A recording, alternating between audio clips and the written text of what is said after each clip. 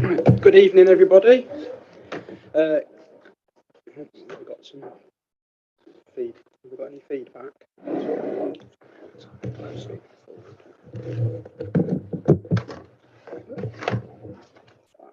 There we go. That's better. Hopefully, shouldn't have any feedback. Good evening, everybody. Warm welcome to Rushcliffe Borough Council's Community Scrutiny Group meeting. I'd like to remind everyone that the meeting is being live streamed on YouTube. A recording of the meeting will be available afterwards on the council's YouTube channel. In addition, under the local authorities executive arrangements, meetings and access to information regulations 2012, other people may film, record, tweet or blog from this meeting. The use of any such images or sound recordings is not under the council's control. May I remind councillors to please switch off your microphones when you're not speaking. Thank you very much. And I'd just like to welcome all of our new councillors that are joining us for this first Community Scrutiny Group meeting. Welcome. We're officers that we're joined today, Darryl Birch, Jeff Carpenter, Adam Cliff and Rob Cotty. Welcome, gentlemen. And we also have Richardson as well, who's admin everything for tonight's meeting, so we can go ahead and everything on YouTube as well. And I'd like to move to the first item of the agenda. Apologies for absence. We have apologies from Councillor Phillips, and substituting we have Councillor Arl. Thank you very much. Item 2, declarations of interest. Do we have any at all, please? No. Right.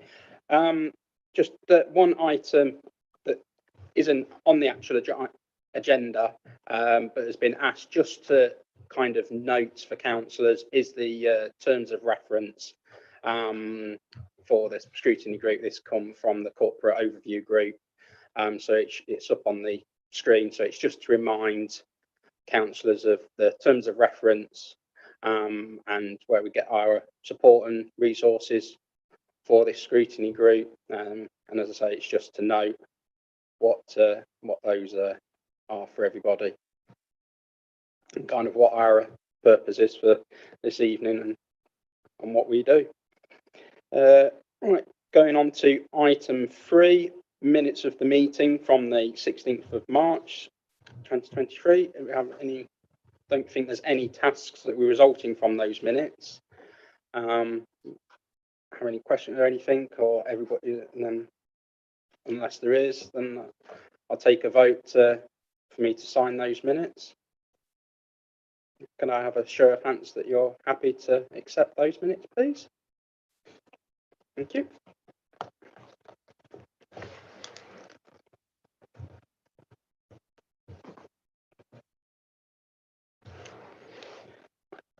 Item 4, which is the main item on tonight's agenda, review of the anti-home strategy and the council tax implications. So I'll hand over to Jeff Carpenter to introduce. Thank you very much. Thank you, Chair, and good evening, councillors. So tonight's item is all about the empty homes strategy, which I'm sure a lot of you living in your own communities will have such properties in your wards, and you'll be very, very aware of the impact that they can have on local communities. So this evening's item was initially requested as a councillor request, but it's actually timely because the existing empty homes strategy expires at the end of this year. So it'll be quite helpful for CSG today to help shape and inform the strategy as it's reviewed by officers in the coming year. Before I pass on to my colleagues to run through the presentation, I think there's a couple of points that's worth noting for you, really. The first is that whilst environmental health is very normally a statutory based kind of function, the empty homes function is discretionary. You don't have to do it, okay? But it is clear that where this happens, where there are empty properties, that the impact is so great that we feel it is necessary and valued In fact, I think we certainly when we started this in 2019, we had well over 500 empty homes across the borough. Adam will soon tell you that is slightly reducing year on year. So empty homes can be detrimental to the lives of local residents and communities. Even a single empty home can blight a whole street or community, reducing the values of surrounding properties and causing nuisance to local residents. They can also attract vandalism, fly tipping, and other criminal activity and antisocial behaviour. They also put pressure on emergency services, as well as significant pressure on our own services. The benefits of tackling empty homes are significant. They can assist in meeting housing need by getting more properties back into use. They can improve the housing stock within the borough, and they can assist with reducing crime and disorder. They can also help to regenerate blighted areas, can increase council tax collection rates and empty home premiums, and generate additional income through the new homes bonus. So the existing home strategy it does expire at the end of 2023 and will need to be refreshed. At this point, there are no significant changes to legislation. We don't anticipate having to make any significant changes to the strategy, subject to what you say today. So this really does provide a useful opportunity to outline the progress, the key achievements, and the operational successes over the past 4 years. And the report will help but the report also, the group has also asked to consider the following questions as you see the presentation. So the first question is the empty home strategy supporting the council to get empty homes back into occupation across the borough? Secondly, is the return of empty homes back into occupation increasing residents' quality of life in the borough? Thirdly, are there areas of the empty home strategy that the group feel that need to be strengthened or revised? And fourthly, does the empty home strategy need changing as a result of this review? So the scrutiny matrix was provided to us, and at that point the request was around whether there were additional tools that the council could use to get empty homes back into occupation linked to council tax charging. So we've got Rob Cotty here, who's a specialist in such matters, and he'll be answering those questions later on. So without further ado, I'm going to pass on to Adam Cliff, who is our empty homes officer. They've been with us since 2019, since the strategy was first introduced, to run through it. Thank you, Jeff. Evening, councillors, evening, chair. Thank you for having this as an agenda item. Empty homes, to me, is a very complex subject, but one that I'm extremely passionate about, and I've been working in the field for many years, even before my time here at Rushcliffe. So it's always good to promote what we do, shout about the good work that we do, and hopefully you'll see that from the presentation that we've got today. Emma, could I go forward 2 slides, please? Oh, Jeff got that. Sorry, thank you. Two, yes.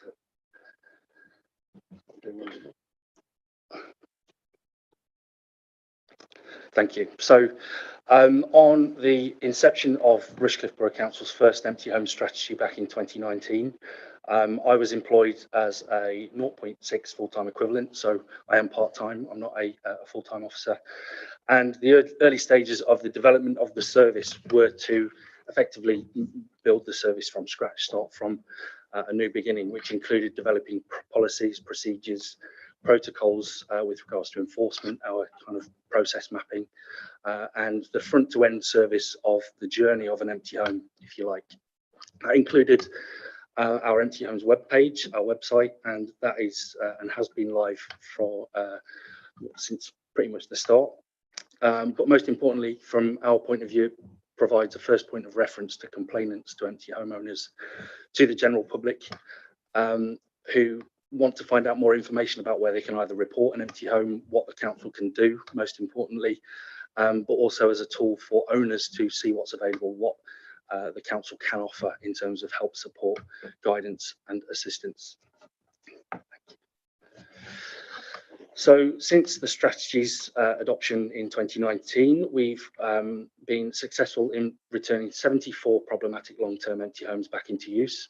That's with the intervention of some sort by the council.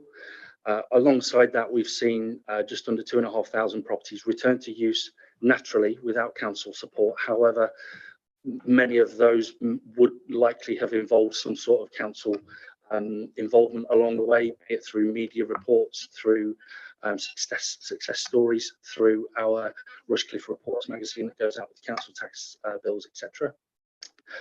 We've also been successful in serving 61, that's gone up this week, but I'll say 61 enforcement notices issued to remove, alleviate or improve issues that are affecting the lives of surrounding neighbours and communities. So that could be serving notices to remove waste that would harbour or attract vermin, health and safety issues such as falling guttering, filthy and verminous properties, etc. So 61 plus a few more notices to date.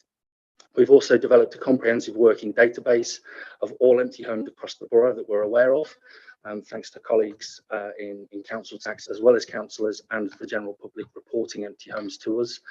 And that database itself is split into sort of 4 categories, those which are our priority and those properties that we deem the most challenging, the most difficult to get back into use, the ones that are most complained about, and the ones generally that are the longest term empty. We've also got our probate cases, our properties owned by housing associations or companies, and then finally those that are owned by private individuals. So quite a complex, detailed and comprehensive database that we hold.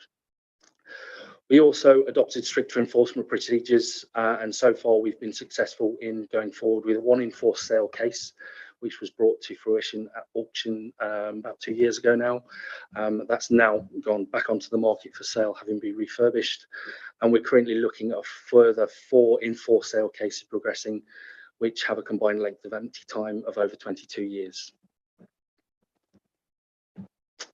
So in terms of statistics and the numbers, we've seen this generally reduce over the course of the last 4 years, down from 511 to 465. You could say that with me personally having a target of sort of 10 properties a year, then it kind of averages out, but we've been successful in going way above the 10 targeted. I would say that on average we do see 10% of all cases across the database removed on a monthly basis, but also 10% added, so new cases that are brought onto the database through council tax reports generally. Rushcliffe as a borough and as a local authority, we currently remain below the national average, which is currently at 1.02% of long-term empty homes against total dwellings across the borough, and we're currently operating about 0.83% of long-term empty. And just to clarify, long-term empty for the purposes of our work is anything that's empty for 6 months or longer. Current figures show we are charging about 90 properties for the council tax premium, so those properties that have been empty for 2 years or more, right through to sort of, I can't remember what the longest one is, I think 20 something years, something like that. And the current database shows that there are approximately 30 properties being investigated as empty, but not classed as empty for council tax purposes. So whilst they won't come through my normal reporting channels from Rob and the council tax team, they're reported as empty by the general public, whereas on council tax they may be showing as being occupied. They could be second homes, they could be any one of the empty or exemption classes for council tax purposes. So it doesn't have to necessarily be classed as an empty property for council tax purposes for me to investigate it. Right. Good evening, councillors. Good evening, chair. Just go through a few basic descriptions of what council tax, how we arrive at the council tax levels, because empty properties are basically deemed to be where nobody's main home is. Obviously, people can own 5, 10 properties, but they can only physically live as one main home, so they can't live in other homes. We also have second homes. Now, they are just basically homes that's suitable for overnight accommodation. They don't actually need to be stopped in every so often. It's just, let's say I was leaving work tonight, I could stop in address A or address B. I've got my main home as address A. The fact that I could go to B, even though I've got no intention to it, would classify it as a second home, and they would be excluded from the premium. They're just charged at the full rate. But I'll come on to that one in a second. Rushcliffe Borough Council commenced levying the premium in April 18. It's increased since then because the law has changed, and as you can see at the bottom, that is what our current premium levels are. These are unoccupied and unfurnished, and they have been continuously unoccupied and unfurnished for that period of time. This goes on the property, so even if they change ownership, they would still have the premium charged on there. And we're going on. So that's the extra revenue that we've generated as a result of the premium. I just need to tell you, bear in mind that obviously we as Rushcliffe Borough Council only get to keep about 10% of that because of all the other preceptors, the county and the police and the fire. There is a future change that's going through. I think it's progressed to the Lords at the moment, the Levelling Up and Regeneration Bill. There is proposing to bring in a premium for second homes after a year. I don't, to be honest with you, know when this bill is going to pass. The government was trying to do it before April, but it's still not passed at the moment. They do propose also to allow empty premiums after 1 year, but there is a consultation exercise on that at the moment. So it's still up in the air about whether there'll be any exemptions on that. Okay. Back to me.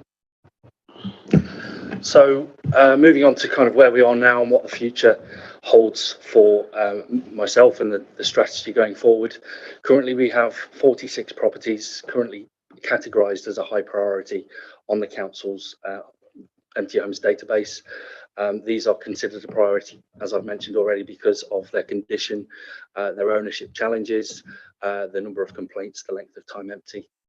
8 of these properties are expected to be returned to use within the next 3 months, and proposals to pursue empty dwelling management orders on 3 properties are to be submitted imminently in properties in Radcliffe-on-Trent, Edwalton and Cockgrave. As I mentioned earlier, we're also progressing enforced sale cases in East Bridgeford, West Bridgeford, Gotham and Tollerton, and owners of a further 20 priority properties are engaging, which is one of the most difficult parts of the role, is having the owners actually come forward and engage with you. So to know that at least 50% of our priority caseload are engaging is a positive step. Enforcement action is progressing on all 10 of our top priority cases. So even within the priority list, we have a priority list, and the top 10 of those, we do have enforcement action outstanding. And as mentioned already, our empty home strategy is to be refreshed during the first quarter of 2024. So to look at a couple of case studies where we've been involved over the past few years, this is our enforced sale case. Where a property was quite badly damaged and left empty, obviously affecting the direct neighbour being a semi-detached dwelling. This progressed through an enforced sale because of the works in default that we'd had done, and therefore the charges placed on the property meant we could go forward and force the sale of the property itself.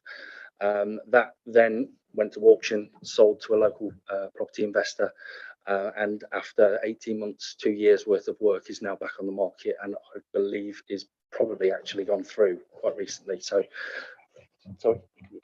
and yeah, of course, yeah, we can recover our fees as well, both fees for the works in default as well as officer time plus interest, of course. So that's one case. On to the next, another one where we were in a position to serve works in default and have notices carried out on the rear garden and the roof, which had been left open to the elements. Subsequently, charges were placed on the property. This didn't have to go to an enforced sale, fortunately, but the owners at the time, through a difficult and complex ownership situation, finally got their house in order and got property onto the market.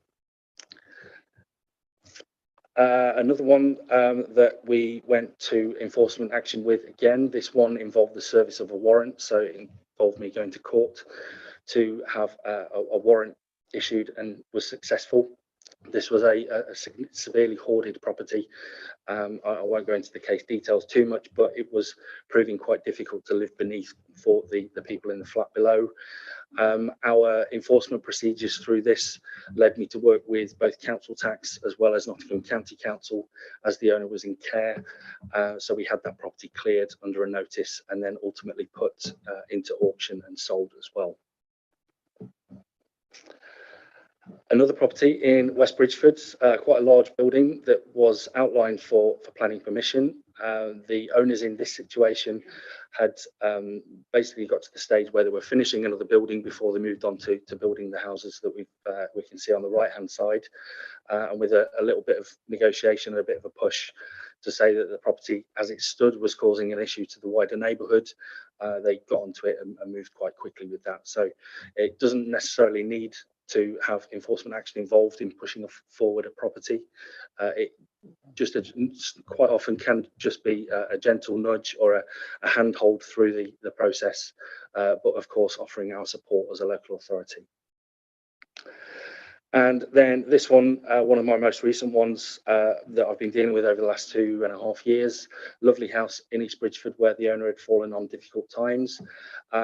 This one again was hoarded with filthy and verminous waste that we had to have cleared. And despite offering support, advice and assistance throughout the process, the owner didn't want to engage.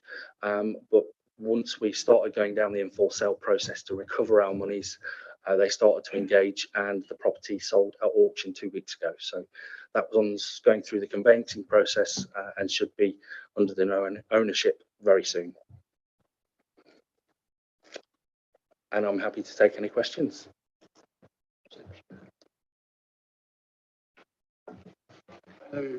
First councillor I had indicate to me was Councillor Mallender.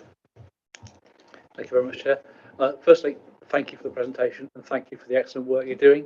I certainly recognise the first case study that came up there, and I know that one very well. And it's great that the house is back into use, and really great for the neighbours as well that had to live with that particular one. There's a few things that sort of popped to mind. Firstly, do you think you have the sufficient resources? You're part-time at the moment. Would it help to go full-time? That's the first question, because I can see that you've got quite a lot of work on there, and it's obviously a lot to do to bring it all back into use. And the more houses we can bring back into use, the better for all our residents, for all the various reasons described.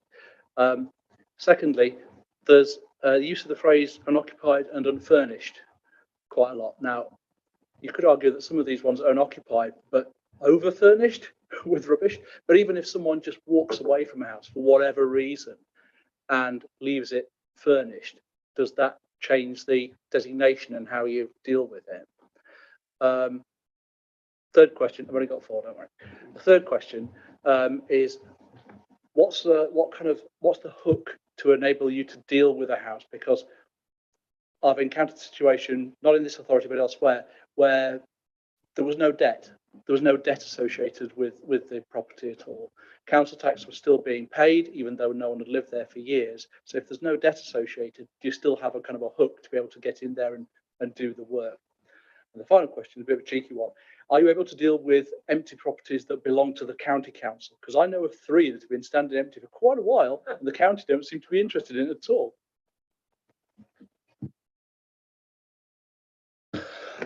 So yeah, to answer your first question, resources. I'm likely to say yes, it would be great to have new resources, but I think the overarching kind of way to answer that is, yes, I'm part-time. In my role, I'm very reactive, whereas the extra half time of a full-time post would go or turn me or an extra person from being reactive to proactive. So whilst I deal with my 50 cases, that is kind of my day-to-day work.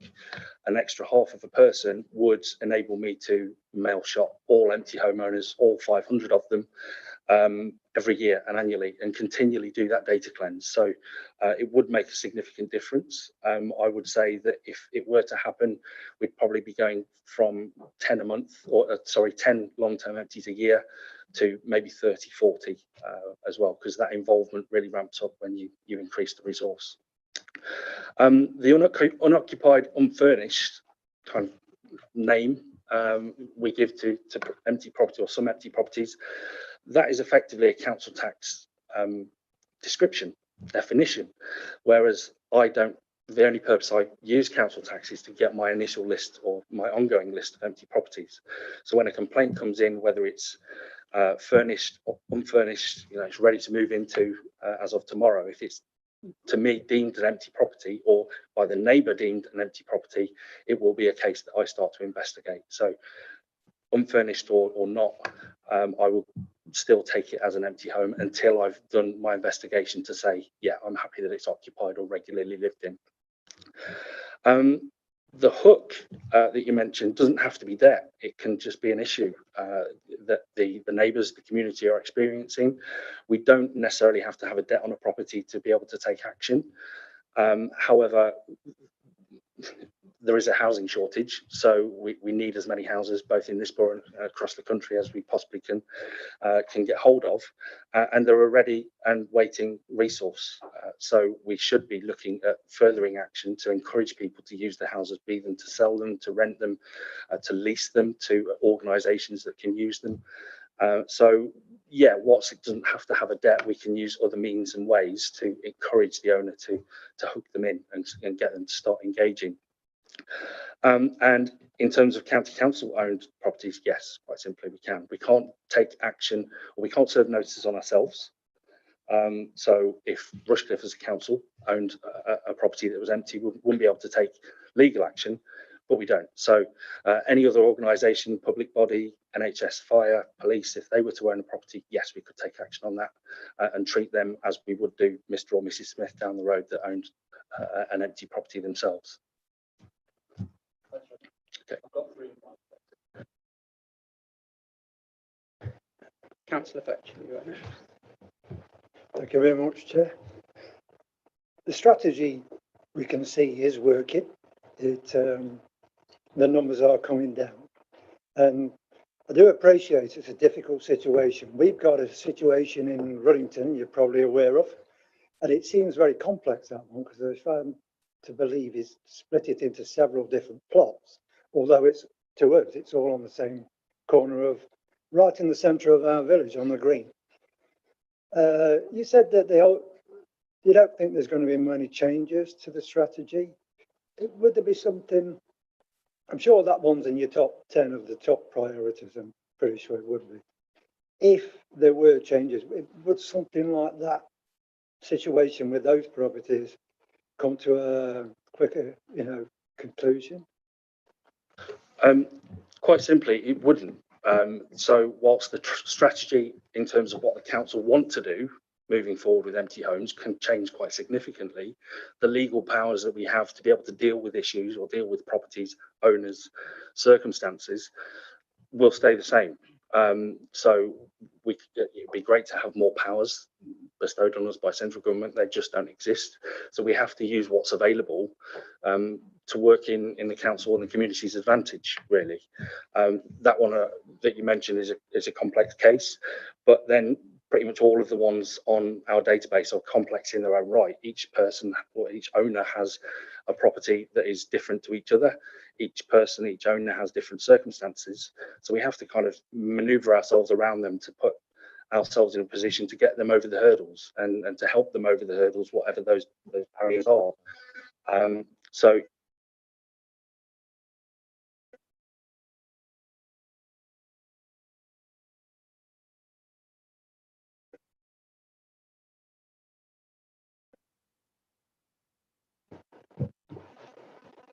So I've got two questions. First one is, what is the rate of the council tax actually?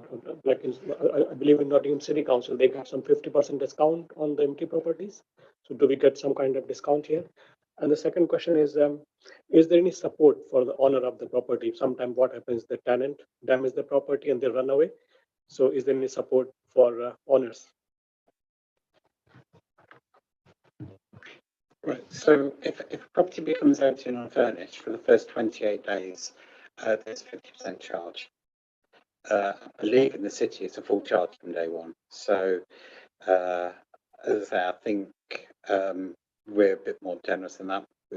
For the first 28 days, there's 50% charge, and it goes to a full charge up to 2 years.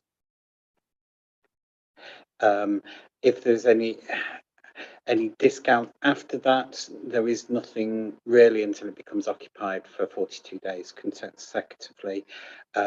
We have what's called a Section 13A relief application if somebody has an exceptional circumstance and is experiencing severe hardship as a result of that. If it was a landlord, I don't necessarily think it would be applicable to them, but that decision will be made by the portfolio holder for finance in conjunction with the head of finance, DCE in finance. Okay. In answer to your second question, support for owners, it really is dependent on the issue that they're experiencing. So the example that you've given there, if a landlord has a tenant that has experienced, for whatever reason, they've had to flee the property or leave, and then the landlord's in a position where they've left the property empty for 6 months, that's only when it will come onto my list. However, if a landlord came to me and said, this is the situation, I need some help, then we could look at what circumstances have arisen, whether it needs private sector housing's involvement, and we'd refer to colleagues there, or we could kind of signpost to other organisations or other departments within the authority that would be able to give landlords the help in that scenario. What I would say is, though, that if I've got, let's say I've got 500 on my list, every single one of them has a different scenario or circumstance, so I have to tailor my language, tailor my support, tailor what days of the week I work to support them in getting their property to a state that it's habitable.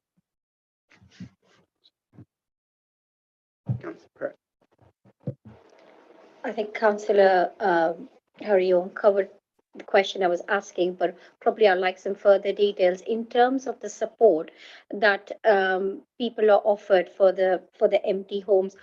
What kind of support? What does that support look like?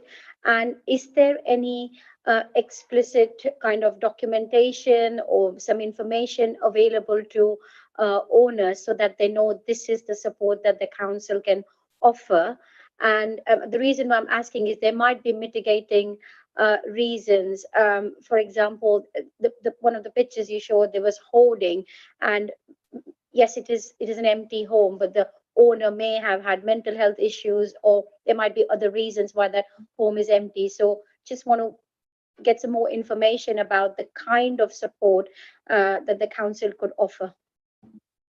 Yeah, so it's quite comprehensive, but it's quite difficult at the same time. So in terms of the support we offer, it is all down to the circumstances the owner is going through.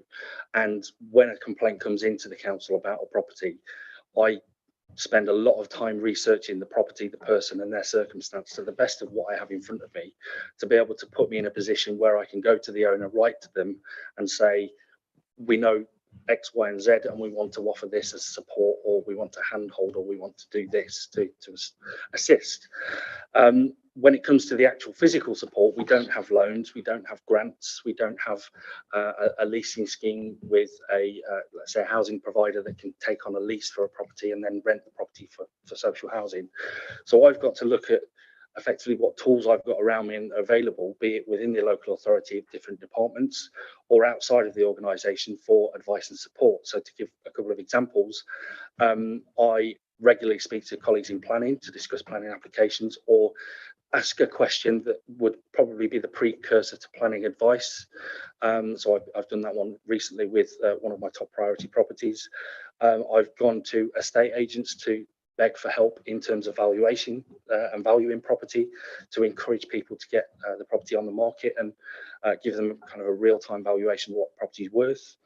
And what I would say, there's probably no one in the council or not one department that can't help me in my role. So to give you an example, the bin men could potentially help me in my investigation, because if a complainant comes to me and says we've got a property on, let's say, 1 Acacia Avenue, and it's been empty for 4 years, but everything that I look at says that it's owner occupied, I could go to Darryl, ask his team to look at who's on the round for, let's say, 3 months at a time, and those bin men could feedback, say, they haven't put their bins out for X, Y, or Z months. Therefore, that is just another kind of tick in the box to say, right, that's a little bit more information as part of the investigation. So both inside and outside the council, I have to look at the tools that I've got available that don't cost any money. And I'd like to think that we've been quite good at doing that so far. So I'm not in a position to be offering or asking for loans, grants, any kind of money to put into it, but it would make a difference if it came in the future. Councillor Barnett. Yeah, just before I ask my questions, I also am supportive. I was shocked that we've got nearly 1 in 100 homes that remains empty, and so well done on the work that you've been doing. It's brilliant. But my question sounds slightly negative, so just take them in that context, because they're not. I heard you say problematic and long-term 74 houses falling into that category, and I wondered what problematic meant, and the slides, I think, explain that a little bit. But long-term, 6 months seems pretty short to me, actually, for a house to be empty. And I'm wondering, you partly answered it in a response to Councillor Om's question, but what comfort can we take for landlords who will often find themselves in a situation where they're renovating a property, or there's whatever reason they can't get tenants? 6 months seems short in that time frame. And also probate. And secondly, Councillor Mallander's example of somebody he knew had a home and they cut their council tax on it for 20 years. Surely all that person would have had to do if they wanted to keep the home is just furnish it so that they could say, I'm going to go and stay in it this evening, and then it could go on empty, presumably for another 20 years or even 100. Thank you.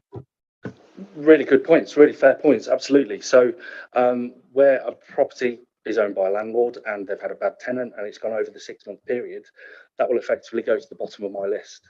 And only kind of over time will it move up the list. But when it comes to being proactive, like I mentioned earlier, the landlord would get a letter in that circumstance to say, what's happening? Can we offer any support?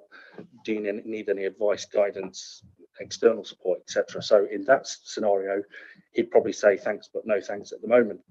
In terms of probate properties only come onto my list once they've gone through probate. So probate might take 5 years, and then once probate's granted, 6 months thereafter, it will fall onto my list.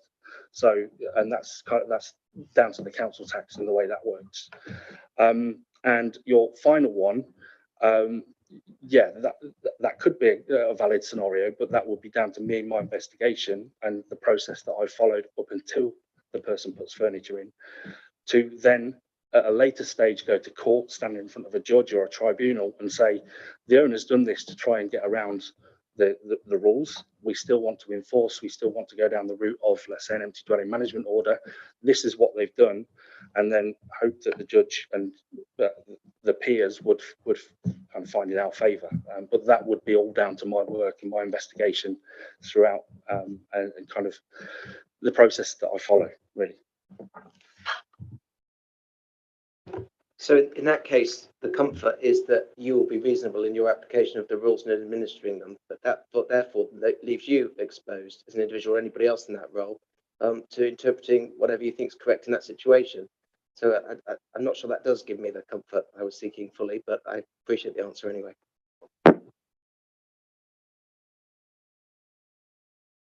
Thank you. Yes, thank you. I found the reports really helpful and interesting.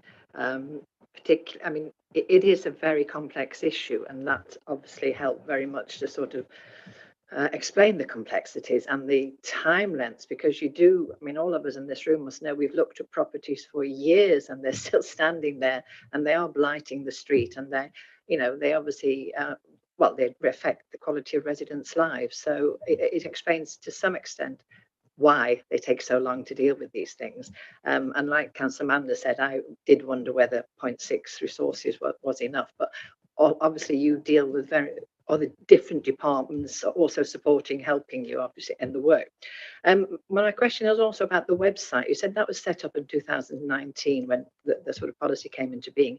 And I'm just wondering if, in terms of going forward to the review, whether that has been looked at in terms of whether it's actually working, whether more could be put into that to actually give people more support in terms of where they could go, and how well it's actually being used. So I think it would be worth reviewing that and see if that could, you know, it could be improved for the new policy. My other questions, which I've probably forgotten by now, is your report, it mentions the MDOs, what was that? Empty Developed Dwelling Management Orders.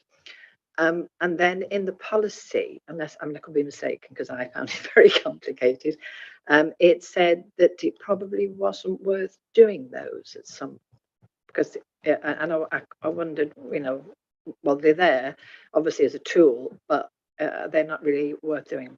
And my last one was, I'm still fascinated as to how houses can still be empty after 20, 30 years. I mean, I can't comprehend that. So if you could help with that, thank you.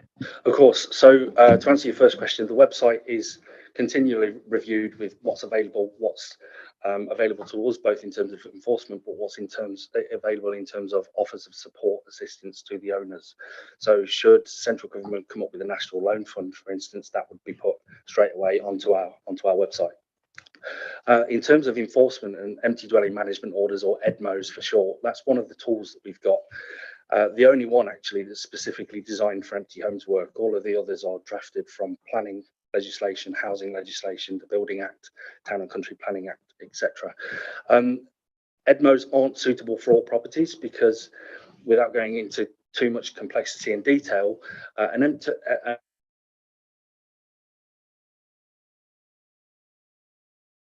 is that on now? Yep. An EDMO can only be applied for after a property's been empty for 2 years. So that really brings down the amount of properties we can look at that as a consideration for. But then if we were to go forward with an application for an EDMO and we were successful, the property would then be refurbished at our cost, at the council's cost, and those costs are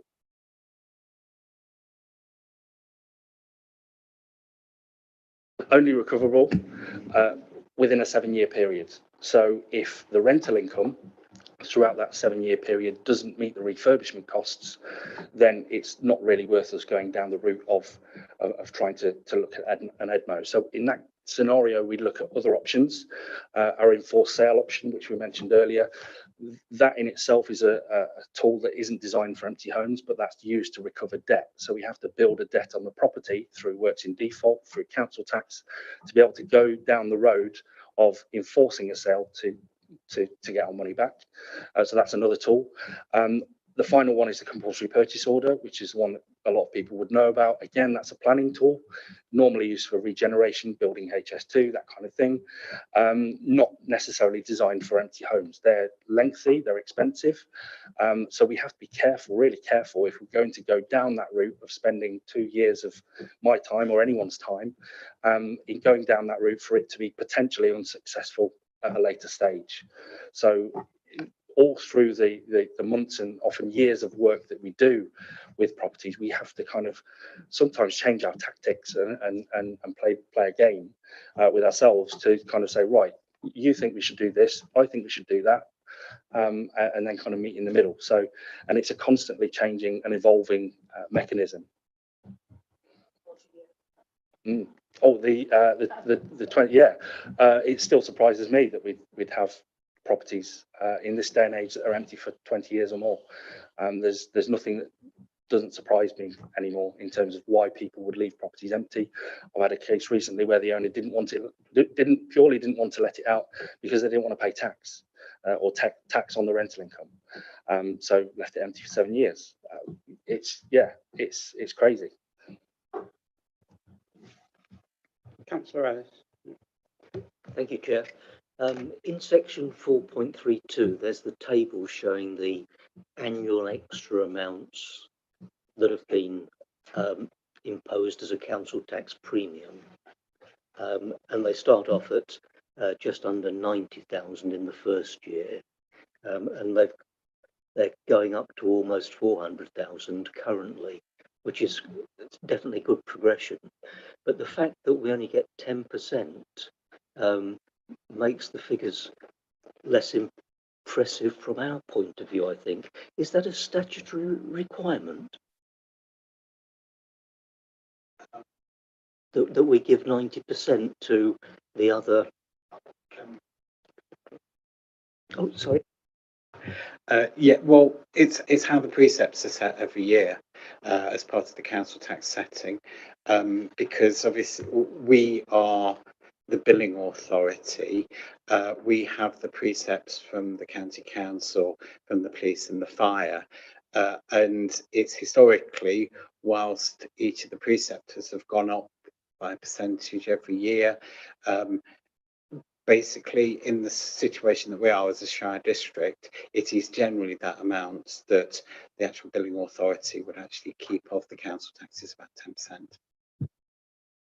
Sorry, so we are actually prevented from taking more than the approximately 10% out of the extra levy. Yeah, the levels of premiums that we actually charge are set in legislation. As I said, there was another legislation. So the maximum 300% premium that we can charge for properties over 10 years empty is set in legislation. We can't alter any more than that. Yeah, and we can't. I can't say I'm an expert in what I'm going to say now, but obviously all the council tax goes in something called a collection fund that we administer as the billing authority. We can't take out more than our percentage because that's how our level of precept is compared to the others. Right, thank you. My last question, what about the parish and town councils? Do they, I don't think they get a cut, do they? Yeah, again, I'm not 100% an expert on this one because they just passed this to me. But as far as I understand it, because let's say there is a property that has a 300% premium on it, that would be taken into account when the number of Band D equivalents is passed through to the parish clerk as part of the precept setting. So that would have a feed through to the actual level of the precept, because it grows the take for the parish. As I say, I don't generally deal with that part, but I do know that because the council tax setting is dealt with by Band D equivalents. So if, let's say, you had a Band D within your parish that was on a 300% premium, it's like you've got 4 properties. So it does grow it that way. Yes, that it doesn't change because parishes aren't major preceptors, but it does have an effect on the size of the parish. Okay. I've just got to, before kind of go round for everybody to have another ask any more questions that they've now thought of from hearing from others. I've just got a few kind of questions, and it's just kind of, well, the first one is just my understanding, and to get a better understanding is how you're working with the planning department, with that example that you showed where it had been left, but it's got planning permission for it. Please correct me if sometimes planning conditions can be, until they get a spade in the ground, it's like 3 years. But does it then come onto your radar if there is some effects that of the way it is and with the property? And then also with the website, it's been alluded by Councillor Plant on the state of the website and stuff. Just, do you know how many kind of referrals or anything like you get through that from members of the public? Because essentially they're the best eyes and ears that we've got out there in the communities. I know that councillors know quite a lot about what empty homes there is in their wards, but of course a lot of that is again by people in the community telling them and notifying them about it. My final question is just in relation to the table, the graph in 4.13, where it's got about the total empty homes, which is kind of from that line, kind of, if you did a medium, it's kind of consistent, and like you say, 10 come off like net, and that's the goal that you've got with reducing it. But with table 4.32, the charges have gone up quite a lot, so I'm just kind of wanting just to how they kind of relate to how the charges have gone up like that, or is it because there's a lot of properties that are changing in the criteria of how many years that they've been empty, and that's hence why it's then going on? I'm just trying to. Yeah, so to answer your first question with regards to planning, I would only really get involved if there is a building standing there currently that's causing an issue. If there is planning permission to develop the land, develop the property, and it's not started, I would still get involved with the owner to say, can we offer some support? Can I offer some support, advice, assistance? I think that's what you were asking. Yeah, so and be that involved with me talking to planning, asking them about the application or a question. I could do that with the owner's permission effectively. So that's question one. With regards to the website, it's a really difficult one to see how many people are actually using it. I'm sure that IT would probably be able to give me the figures, but you'd be surprised at where the referrals come from, both councillors, the public, council tax, Twitter as part of Empty Homes Week, when we start doing some communications with Empty Homes Week in February. We could put out a good news story, or we could put out an article in Rushcliffe Report, something like that, and still we'd get complaints or referrals through those means as well. So the most important thing for me is we have a web page, we have a shop window to be able to refer the right people to me directly. And then in terms of the total, so yeah, Shall I deal with this? I'll say the first bit. So yeah, the total you would say as a kind of a straight line has gone down. The third or the second table you refer to is the premium. The premium as it is today has not always been the case, because this has been a moving target. The government has changed legislation a couple of times in recent years. So, for example, we were at anything over 2 years could be 50%. Then anything over 2 years went up to 100%. And then they said anything over 5 years, we could go for the 200%. And anything over 10 years would go to 300%. And these were every single year. So it's not that we've got more properties, that some of, especially the long-term empty properties, the 10 years, are now paying 300%, whereas say 3 or 4 years ago, they were only being charged 50% premium. So as I say, it's more for each individual properties as well. Can I just come back on the point about the website? That there's a multiple routes of entry into the system, and it isn't just by the website. Probably the most common route I would imagine, I want to look at them here, is that as an environment health department, or as a council, in fact, we will get notified by residents of a complaint, whether it be a dumping of refuse next door, or rats coming from next door, or the condition of the frontage of a property. So we're getting them by demand anyway. It's got nothing to do with the website. We're getting those demands on an ongoing daily basis.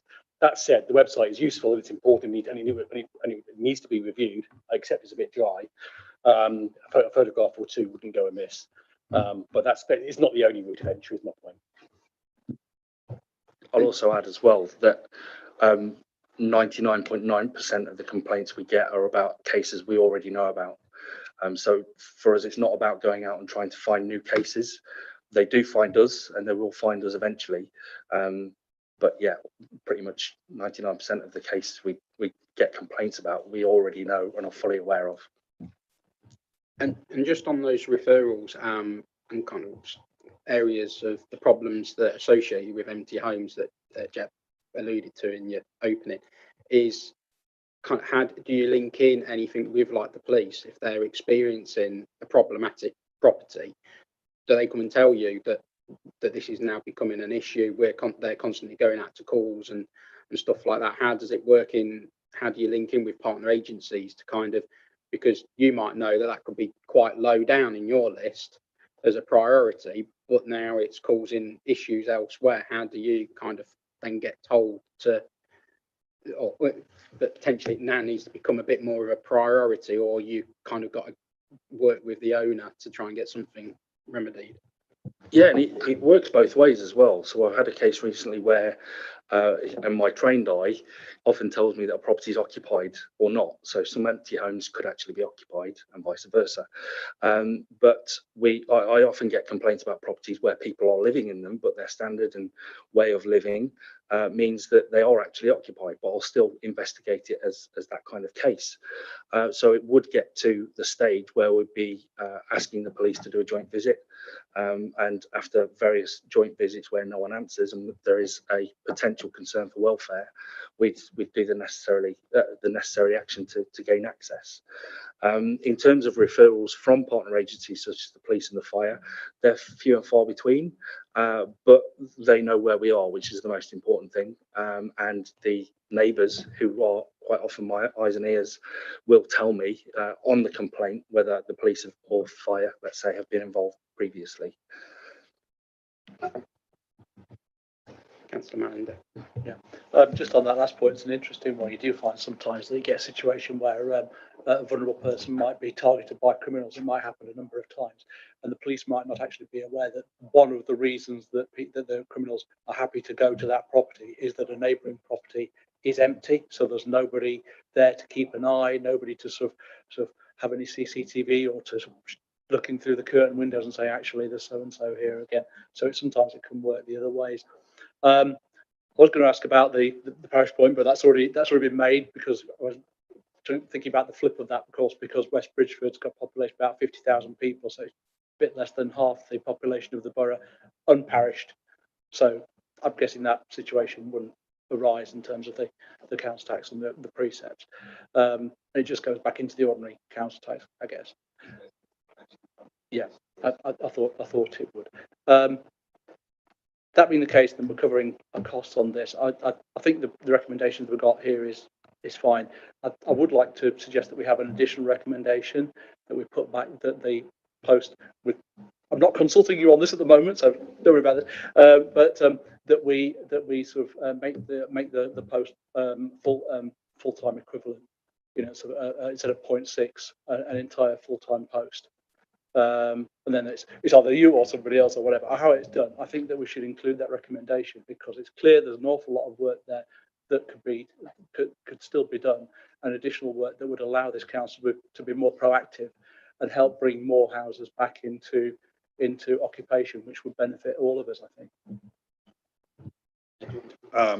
Thanks, Council Manager. Quite happy to take it back. May I suggest maybe the recommendation isn't necessarily made that Adam is sort of made permanent, but maybe one of the recommendations you might want to think about is actually you'd like to see more properties returned quicker, so we can then consider that, and then that will allow us as officers to take that and look at the resource needed to, if you like, speed up the process, is what you seem to be saying. Whichever way, yeah. It just seemed to me from I mean, obviously, you might be I don't know, scuba diving or hang gliding on the rest of the time. I have no idea, and not want to do a full-time equivalent. But but I think the point is that we've got a part-time post, and there is sufficient headroom there, given the amount of work to be done, to have a full-time post or equivalent, or some other way of increasing the effectiveness of this council in this particular case. So kind of looking at the effectiveness of the resources around that role and that kind of thing. Yeah, very much so. Sorry, not on that point, but connected to some extent. I think what you have said, that the policy came into being in 2019. There wasn't a policy before, but obviously work was done in terms of dealing with empty homes and trying to get them sorted out. I'm sure they were. The council didn't ignore the point. And it's like, 10% get dealt with, but then another 10% come on. So I'm just wondering, in terms of 4 years ago, is there any sort of comparative data that obviously, since the inception of this policy, we are obviously doing better than we did before? So the policy obviously is making a difference. Yeah, so it kind of goes back to answer that question. It goes back to one of the things I said earlier, is about being reactive rather than proactive. So before I came into post, it would be a case of being reactive to a specific complaint about a specific issue, dealing with an empty property, it would be to eradicate rats or fix guttering or board up a window, and then afterwards it'd be kind of the owner will sort it out eventually. Whereas now we do that, but then we go after the owner, encourage them, support them, guide them, and get them over the hurdles to get the property back into use. Whereas before, it would be added to a caseload and likely, correct me if I'm wrong, Jeff, but it would be effectively deal with the issue. The house will hopefully sort itself out over time. I'll get back as well. So historically, complaint would come in about dilapidated building. Officers would go out, not necessarily with an empty homes head on. They're thinking about the waste, the rats, the vermin, filthy and verminous property or whatever. They serve notices to resolve the problem. They're either complied with by the owner, more usually not. So therefore we would do works in default, which means we go in, we clean the property, we carry out the remedy, and lay a charge on the property. So when we talk about we're recovering our costs, that's what we're doing. So when the property is eventually sold, maybe through an enforced sale, we are then recovering all of those costs at a much later date. It takes a lot of time. But the problem would be that historically, before Adam was in post, we would serve those notices. We would do whatever works were necessary to remedy the issue with a particular property, but it's still empty. So after however many months, years of continued, what's the right phrase? Vacancy, it falls into disrepair again. And it's just an ongoing issue, and we'll be well aware of many issues like that where these cases just go on and on and on without any active resolution. Whereas now that we have an empty homes officer since 2019, actually now we can get to the root of the problem and really liaise with it, sometimes through enforcement, but more often through advice and support. We can actually get to the root of the problem and resolve the issue. Councillor Bennett.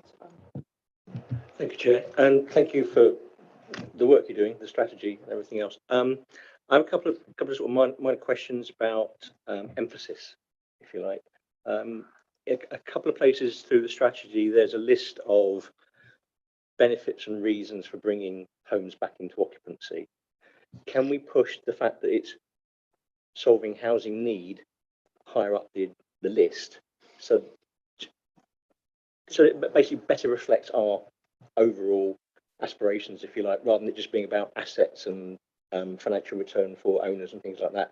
Because obviously that's great, but solving housing need is one of them, is a key issue.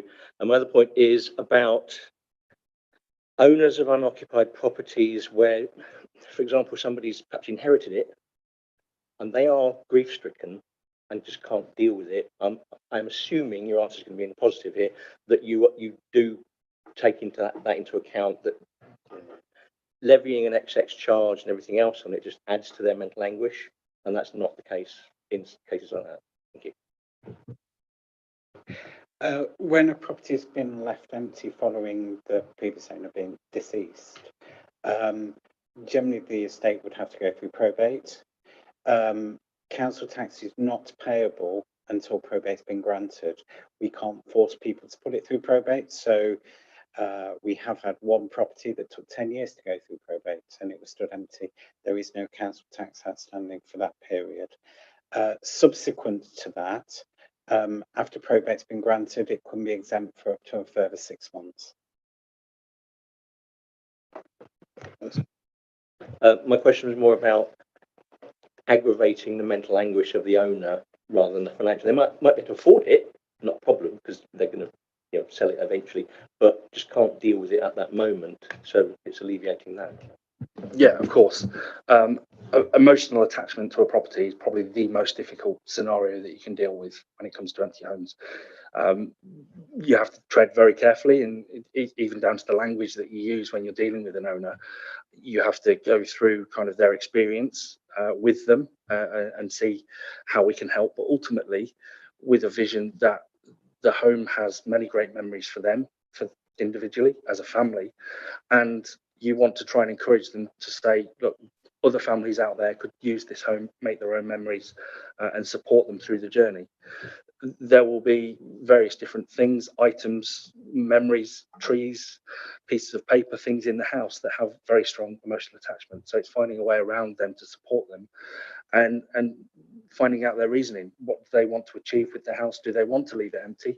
Okay, it's still not illegal to leave your house empty, but can we make sure it's not affecting anyone else around you, around them?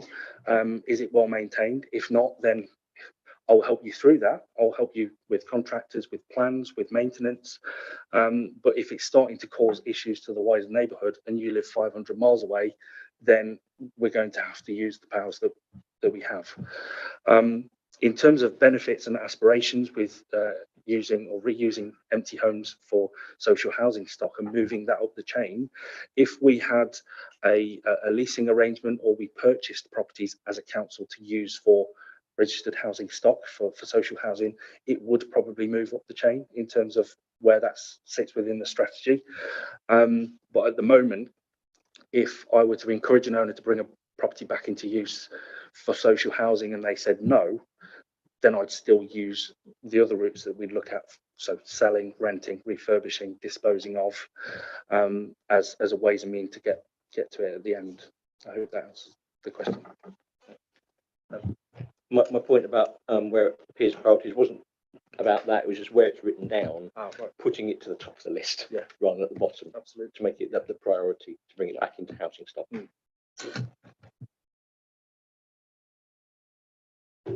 Thank you, Chairman. So this is our first meeting of this scrutiny group, but we are here ultimately to scrutinise, and I think you've been put through your paces tonight, and I think we've all scrutinised you pretty well from where I'm sitting. And I have to say, I think my reading of what's come out of this is I'm quite impressed. I think that you've done an incredible job over the last 5 years interpreting and bending around these rules and coming up with a defined set.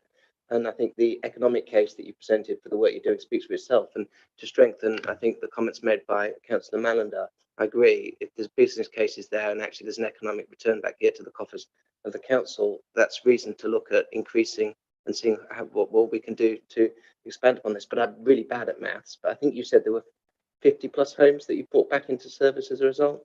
So there's also a wider economic business case then, isn't there, beyond the council in terms of the net value and the capital return to getting those assets back in the coffers of the boroughs of the wider context of 10 million quid there, isn't it? If the average house is 200,000. So that's really significant. So I would endorse the comments made by Councillor Malander on that basis. Just one thing I would like to ask the committee. Of course, it's been alluded that this item came to scrutiny where it was looked at around council tax implications around the empty homes policy, and we have kind of been asked for our thoughts kind of around the premiums and that, and in our report on 4.37 to 4.41 it's been asked around there of anything to consider and to look at. So it's kind of going, there's a lot of things that are kind of in law, and it's been detailed around what we can do and what's in the policy, but then also it's going that potentially in the levy and regeneration bill in 4.36 there's a couple of changes that could come in where where it's currently 2 years could change to 1. Again, with the premium levels and that type of thing, if anybody got any comments or anything around those, and from that, or we're quite content with what those kind of areas are, and as which been alluded to by Councillor Manning and Councillor Barney, is maybe if there was extra resources around that role in order to kind of have a bigger impact on the scope of what we've got, because it's been took that there's only kind of the top 50 that are kind of getting constantly looked at, but there's like 486 properties that are on the list, so kind of only just a small portion of there. But also it's then potentially would make that role a little bit more proactive with that number, and maybe that would kind of have some beneficial sides and just opening it up to the floor, because that's kind of one of the other aspects that we've been looked at, and for the original kind of emphasis for why the case came to scrutiny from Councillor Thomas. Yeah, I'll kick it off. I think the premiums are good. We've got the 100, 200, and then the 300%. I'd be in favour of keeping that. I think it helps in a number of ways, but the primary one is that it gives us something to actually go back to the owner or whoever and say, look, if you don't sort this out, this is a potential outcome that you could be paying 100%, 200%, 300% of council tax. The numbers vary, but it is the kind of thing that almost all local authorities do now. I think it does help. I think it sort of gives the officers something to work with. It gives the owner something to think about, and a bit of a prod in some cases as well. Personally, I bring the premium in after a year rather than 2 years, but I am aware that there are different circumstances, and there's a different story behind every homeless house, and some of them are very, very sad, and some of them are very, very strange. But quite often it can be just a almost in the mind of the person whose property it is, a temporary short-term thing. And with that in mind, I would sort of keep this tiered thing that levels that we've got here. I think that's reasonable. The only thing that's changed, as I say, potentially, I'd be content if it was brought back to 1 year rather than 2 years. Well, I think that 1 year potentially could be coming in the levelling up and regeneration bill. So I think that'll kind of be implemented into this policy when it gets looked at in early 2024. Is there any other comment on that? I think, Chair, that the premia are actually quite penal, and I think the level is sufficient. So I would agree that we leave things as they are. In terms of the resource, I think that is probably one of the most important things to come out of this scrutiny committee. And I think it does seriously need looking at, because I suspect that the business case will be unanswerable. I can see the resource being generating more revenue than it costs. So I think that should be a recommendation. I'll agree with that. Councillor Ellis has pretty much said what I was going to say. The fact that we have a 0.6 post, and then you've alluded to yourself that you are keeping the numbers kind of steady with a gentle decline, but not making massive inroads in, because, like I say, for every 10 you clear, there's another dozen or more that come on, and because you are going into more depth in each case that previously existed before 2019,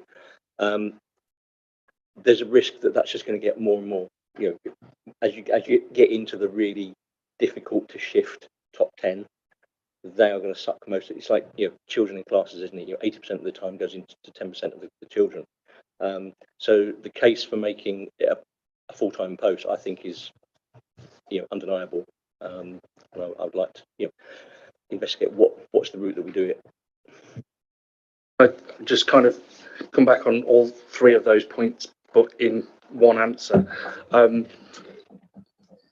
When I said earlier about kind of changing from being proactive in terms of the resource to being from reactive to proactive, I think the example you gave, Councillor Mallender, about, you know, 2 years or kind of 20 months prior to the premium coming into play, we could be writing to the owners and saying, did you know that you are about to be charged 200% of your council tax? And that's the step that we need to take.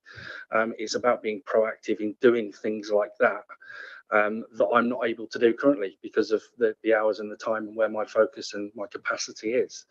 95% of my time is spent on 15 houses, and there are 500 houses on the list.